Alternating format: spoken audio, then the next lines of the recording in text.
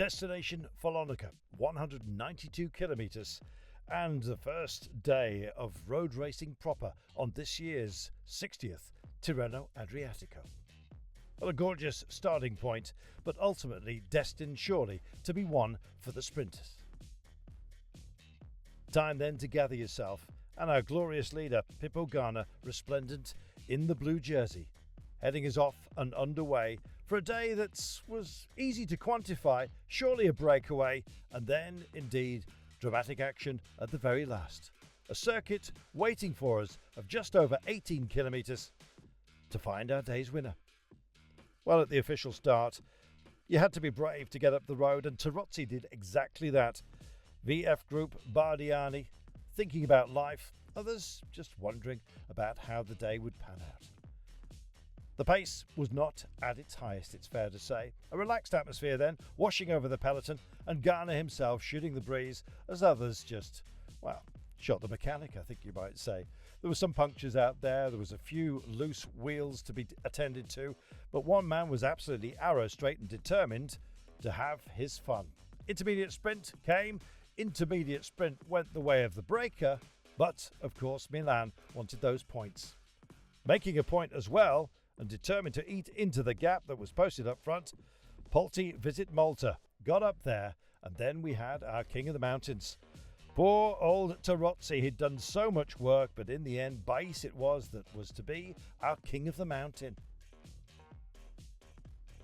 And then the incidents started to happen. With so many tired minds potentially, early on in the season, maybe a compression of the peloton, certainly, we had crashes, and unfortunately for David Gaudu, we had an exit. Then onto the circuit.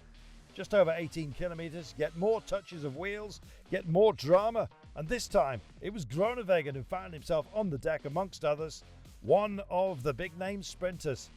Surely taken out of contention, he battled his way back in, creditable to him, but by the time we hit the Flamme Rouge, it looked to be about Lidl Trek. The race, of course, was to get onto the focus corner with just 300 metres to go, and Milan was lit up like a firework. A beautiful display, made the day his own. Sensational. Lots of big name sprinters caught out of position. Zardard runner-up ahead of Paul Penaway. Milan owning the day, and indeed also owning the Ciclamino jersey. Ganna staying in blue, Milan moving up to 19 seconds courtesy of the bonus overall. Ganna in charge of blue, Milan in the Ciclamino, and also owning the young riders jersey. Milan with a handsome lead in the points classification, and he's making a big point today. He can take on time trials, he can take on just about everybody. Bais is our King of the Mountains man after clever riding today by he and his teammate. And Jonathan Milan leads the overall young riders classification by a margin of 3 seconds from Ayuso, courtesy of his win on this day.